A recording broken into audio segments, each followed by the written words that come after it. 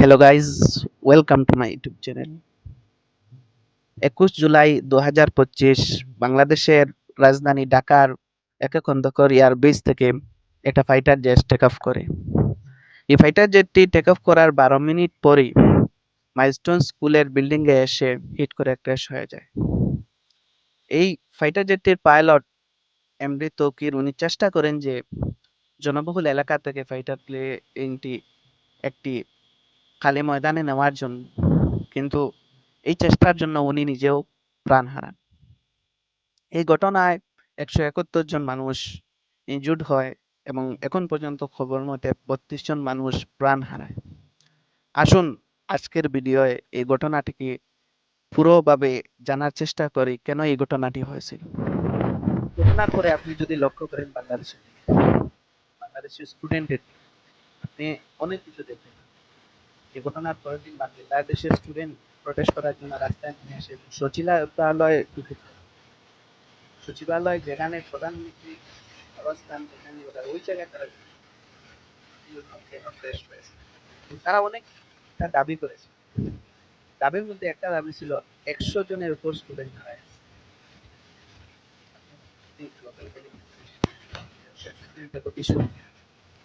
যে আজ যদি বাংলাদেশ রিপোর্ট দেখা যায় 100 জনের উপর মারা গেছে, সবচেয়ে বেশি মানে বাংলাদেশকে তো এত ভ্যালু দেওয়া হয় না, ভ্যালু দেয় না। কিন্তু চাইনিজ সব আপনি যদি দেখেন গ্লোবাল নির্যাতন চ্যানেল আবার করেছে চাইনিজ ফাইটার জেট, কারণ চাইনিজ এটা চায়নাকে একটা ভ্যালু দেওয়া হবে। তো চাইনিজ প্লেনই একটা প্লেনে 120 মেরে ফেলে, এটা গ্লোবালি চায়নার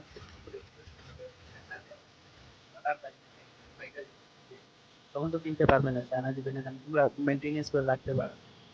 এই জন্য হয়তো তারা যদি স্টুডেন্ট বলে 100-র উপরে মারা গেছে, যদি গভর্নমেন্ট যদি চায়, যদি এটা লুকিয়ে রাখে যে এই কারণে, তো এটার জন্য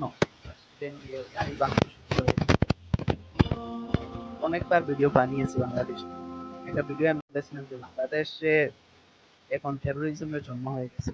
এখন কিন্তু আপনি এখন দেখেন যদি বাংলাদেশের স্টুডেন্টের অবস্থা, এগুলো টেরোরিজম ও কি ওগুলো হলো বড় বড় সন্ত্রাসের কথা। এই একটা ছোট ছোট স্টুডেন্ট, আপনি কি বুঝেন? আপনার যে তারা বলে যে তারা এখন হিসাবে উপদেষ্টা উপদেষ্টার কাছে আপনি যদি যদি পদত্যাগ চান, শিক্ষা উপদেষ্টার কাছে পদত্যাগ চান, তাহলে কত কিছু জানে বলে তো তাকে এই চেয়ারে পদ। স্টুডেন্ট স্টুডেন্ট বলতেছে যে আমরা হাসিনার গভর্নমেন্টকে চেঞ্জ করার জন্য যদি স্টুডেন্টকে তার করতে আমরা বেশি সময় লাগবে। এই কথাটা ঠিক। হাসিনা গভর্নমেন্ট আমরা চেঞ্জ করতে, কিন্তু গভর্নমেন্টকে চেঞ্জ করতে তার সব স্টুডেন্টের কাছে, যে দেশে স্টুডেন্টের কাছে পাওয়ার চলে আসে, ওই দেশ কোন স্বাদে যাবে, যাবে যারা আপনি যদি দেখেন যারা যারা দেশ চালায় কত এক্সপিরিয়েন্স মানুষ আছে। নিজের দেখেন তারা যারা আছে, তারা 20 বছর 25 বছর এজ এ আইএস অফিসার একটা ডিস্ট্রিক্ট চালিয়েছে, তাদের ন্যাশনাল লেভেলে এরপর নোবেল পলিটিক্স, কিন্তু এত সহজ না। এখন তারা স্টুডেন্টকে শিখাইতে চাচ্ছে দেশ নীতি, ওদের উপদেষ্টাকে, শিক্ষা উপদেষ্টা। তারপর তাদের আড্ডাটা বুঝলো যে ওদের পরীক্ষা নেক্সট উইক। তো যেদিন ঘটনা ছিল ওদের পরীক্ষা ছিল, পরীক্ষা কেন ক্যান্সেল করে?